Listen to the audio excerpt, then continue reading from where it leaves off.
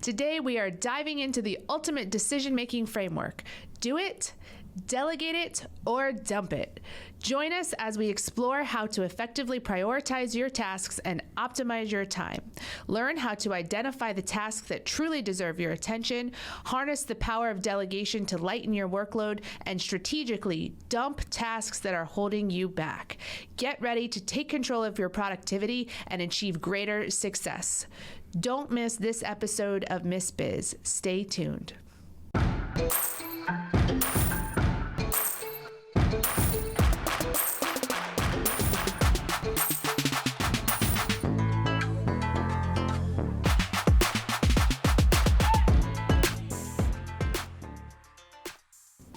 If you enjoy the Miss Biz podcast, but still have questions or need advice, we have some exciting news for you.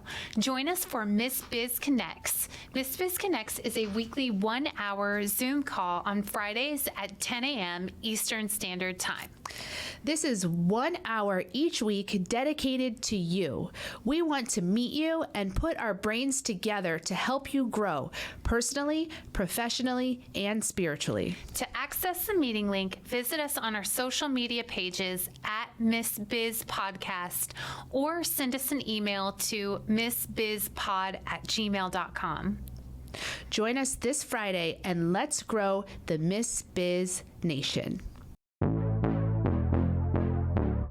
Hey, lady bosses, are you working even after putting the kids to bed but still not getting results? Are you tired of spending money on ads that aren't getting engagement? Do you feel burdened that you aren't fulfilling your purpose in life because you are so consumed with work?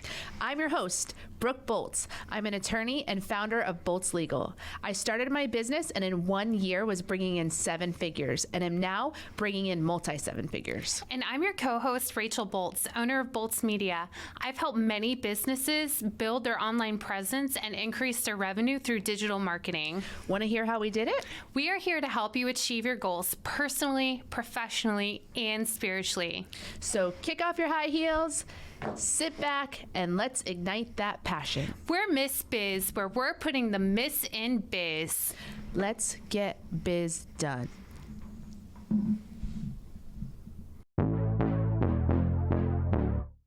Today, we're going to be diving into a topic that involves effective decision making. It's called Do It, Delegate It, or Dump It. We all face countless tasks and responsibilities on a daily basis, both in our personal and professional lives. However, not every task deserves your immediate attention or is worth our valuable time. Effective leaders understand that while they are responsible for it all, that doesn't necessarily mean that they are required to do it all. They need to understand the difference and make effective choices with their time and build healthy habits. So, especially if you're feeling overwhelmed, doing a self-assessment is very important. So to perform that assessment, you would write down all the tasks that you do on a daily basis. Then in the second column next to those tasks, write down the percentage of time that you spend on each of those tasks. And finally, in the third column, write down whether you enjoy that task or not. And this assessment is so important to do not just once, but I do it on an ongoing basis. Every time I get to the place where I feel like my plate is getting too full, I reevaluate what are the things that are taking my time, what's taking the majority of my time, and is that something that has to be done by me personally? And what I found, especially when I did this for the first time, is that a huge percentage of my time was being spent doing things that I don't enjoy doing. And that was affecting my attitude a lot, because I was just spending a lot of time doing things that I didn't enjoy. Also, I found things that I was spending time on that could have been done by someone else to help alleviate some of my workload. And I think sometimes we just get in the habit of doing everything that we don't even necessarily realize how much is on our plate until we actually write it down. So that's why I think the self-assessment tool is really helpful, because then you can actually see it all on paper and then you can evaluate it.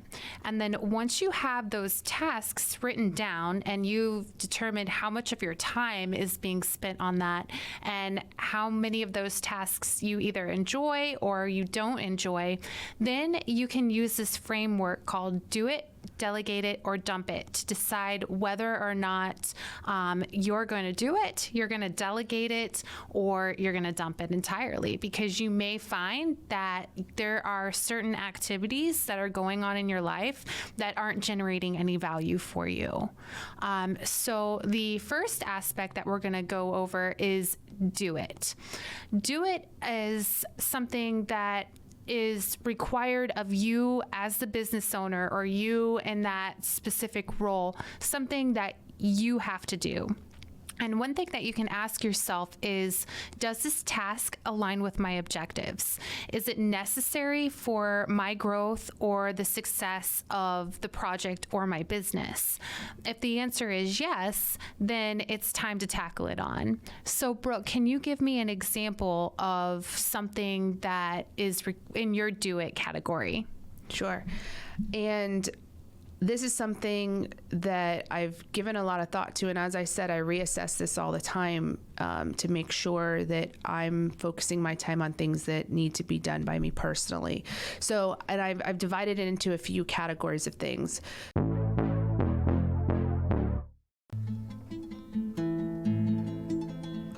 Mindfulness on the go. Here's what you need to know.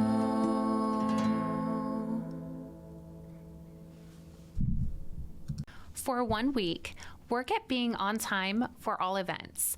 Consider what being on time means to you and to others. Watch what prevents you from being on time and what arises in the mind when you or other people are late. I had a job one time where the managing partner would not hire someone if they showed up even 1 minute late for an interview. When I realized how stringent he was on timeliness, it really created a new awareness for me about how important it is to be on time. He's not the only person who cares that much about timeliness. There are a lot of people who judge you harshly for being late. So because I realized how important it was to certain people, I try now to plan ahead to always be at least a little bit early to every business-related meeting. My dad always said, if you're not 15 minutes early, you're late. So let's work on being on time this week, and we want you to know that we appreciate your time as well. So the first thing that I do personally is lawyer tasks, things that have to be done by a lawyer, things like going to court. I do a lot of client conferences that when the client specifically asks to speak to me, I am always available to speak to them directly.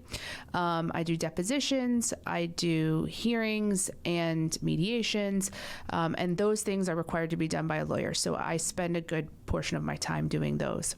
The next category of things that I do personally are strategizing on the cases. As the lead attorney on the cases, it's important for me to be directing the staff on what our strategy is and what the steps to reach that goal are.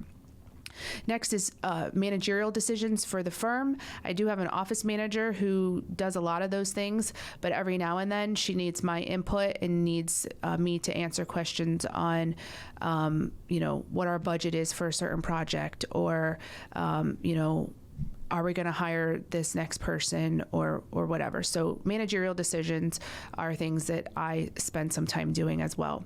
And then finally, marketing and relationship building. I do spend a fair amount of time doing that because as the business owner, I think it's important for me to be building relationships with those who engage and work with the firm, so that they can feel comfort level in working with me and so that we can keep growing our working relationship.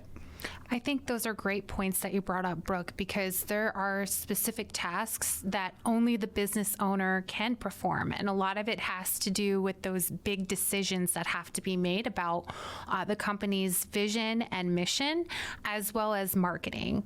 You can hire people to do marketing for your business and be in those roles, but it's going to be very hard to find somebody who is nearly as passionate about your business as you are. So the next thing that we're going to kind of talk about is delegate it. So delegation is a very powerful tool for productivity, and it involves identifying tasks that can be entrusted to others, whether they are team members, colleagues, or even outsourcing other sources. And I think that, as we mentioned before with the self-assessment, having it on paper and actually seeing what can be delegated is going to take a huge load off of your shoulders. And it might not necessarily be something that you can do right away to, delegate certain tasks to certain employees. Like, there's going to be a level of training that has to go into it. But when considering delegation, think about the people around you. Are there people with skills and interests that are similar towards what is involved in that specific task? Is the person trainable? Are they responsible? Do you trust them with being able to carry out that task efficiently once training is completed? When you delegate, not only are you empowering others, but you're also creating a collaborative environment that fosters growth and efficiency. So, Brooke, what are some examples of time-consuming tasks? Time-consuming tasks. So an example would be, in a law firm, we get emails for every case filing in every case. So that's hundreds, maybe thousands of filings a day. And those emails have to be, sent to the people who are working on the file and also saved into our case management software system. So it would be incredibly time consuming to sit and just hit the forward button to forward these emails to the appropriate people. So that is something that we have delegated to someone else. I think it's important to kind of evaluate what is extremely time consuming, what is not a higher level skill, and look at the people that are around you, see what their strengths are, so that you can determine whether this is a task that can be delegated or not. Absolutely. And when you were talking about training, and so I want to give you an idea for training, because I know for me, there's been times where I've thought to myself, it's going to take me more time to train somebody else than for me to just do it myself. And so I just continue to do it and not delegate it. But I learned a way to do training that now doesn't take really any extra time on my part. And it's, because since COVID, we have these tools available to us, and I use Zoom. I do have a paid membership that I have for Zoom. It's not expensive, but you also can use it for free, I think, for maybe 40 minutes at a time. So what I do is I go onto Zoom and I hit record, and then I share my screen. And as I'm doing the task, I talk through what I'm doing. And also, the person watching the video can see my screen and see what I'm doing. And then I save the video and send it to them as the training tool. And it really didn't take any extra time because I was doing the task I was going to do anyways. I'm just talking through it and recording it. And then when I send that video off, the person can watch it and review it and slow it down and watch it as many times as they need to understand what the task is. And it really didn't take any extra time on my part to train them. So when I started doing training in that way, it was a huge benefit, I think, to the person I was training, because they had a tangible resource they could go to anytime they needed a refresher. And also it saved me a lot of time from not having to sit there and go through the process with them, over and over again. Absolutely. I think that's a great tip and a great strategy that you shared, because like you said, they can always, whoever you're training, they're not going to require numerous trainings over the same topic. Like once you've shared that video with them once, and they always have that resource to refer back to if they ever forget something or maybe need to review something in a little bit more detail.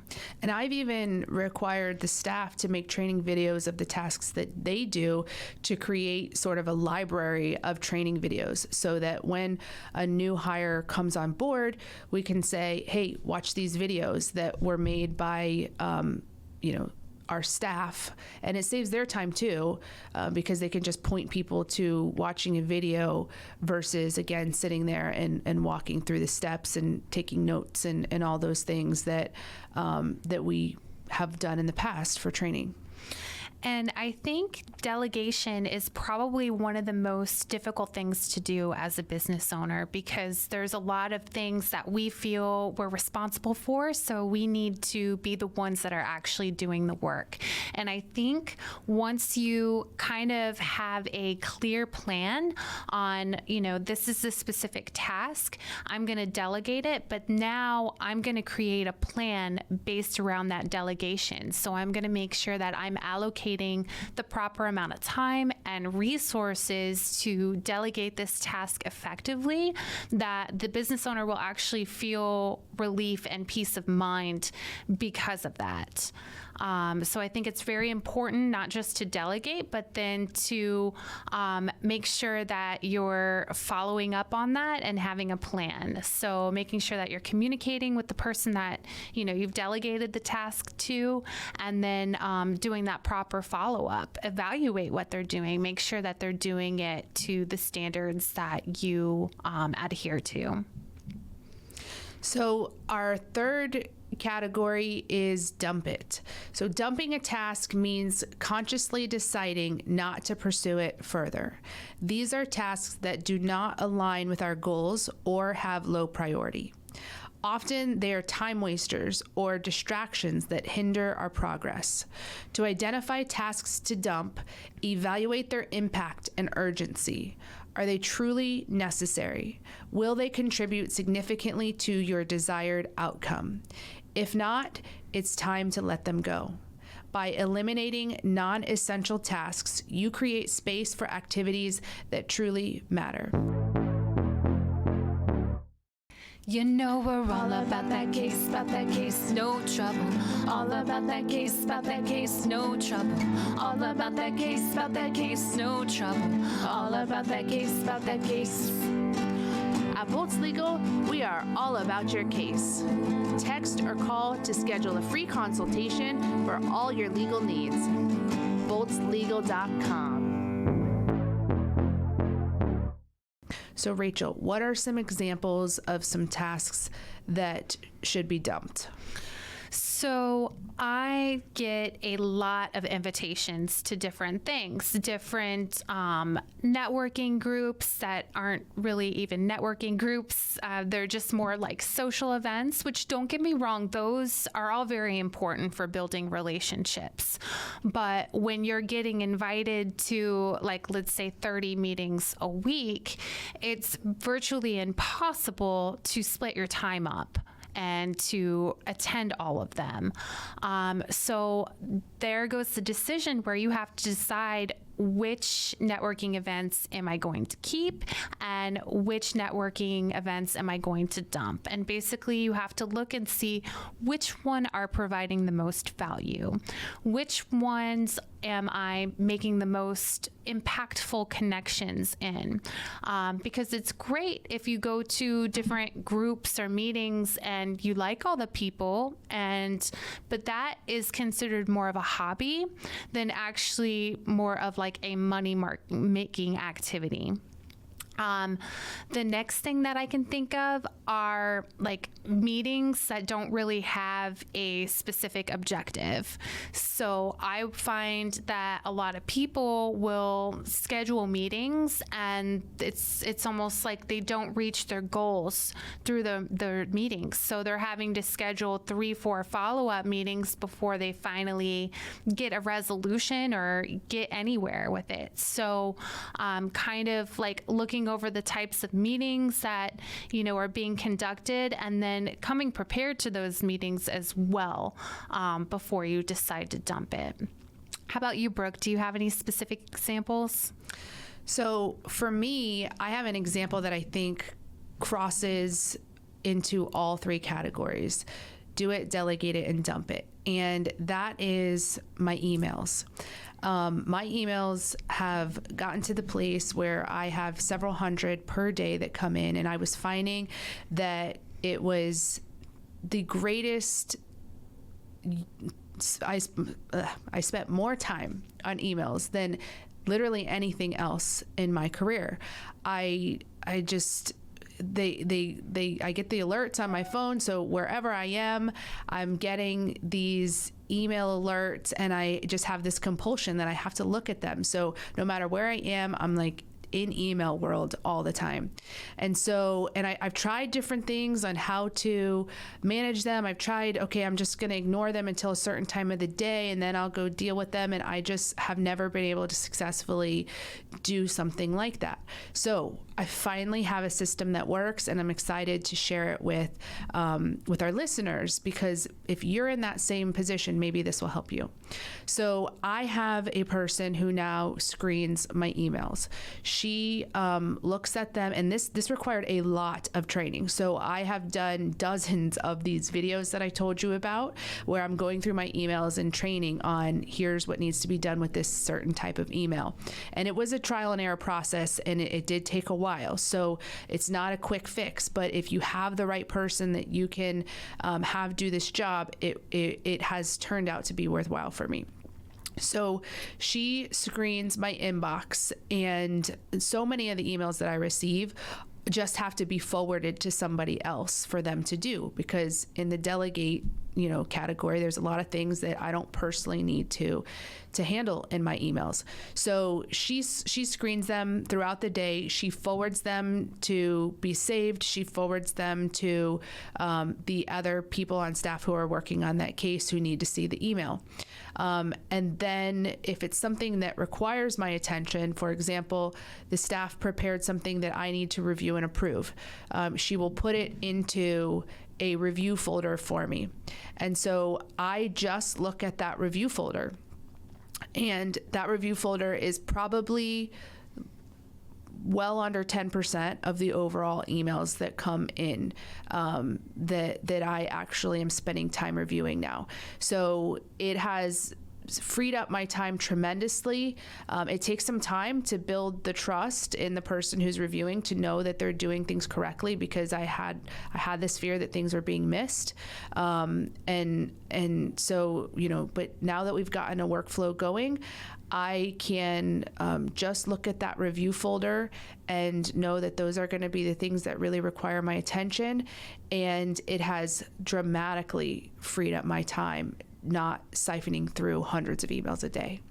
I think that's a great example that you provided. Emails are something that each and every one of us has to review and go through, and being able to delegate something like that, I think, is often overlooked. A lot of people will delegate like the secretarial type of work where people are answering the phones.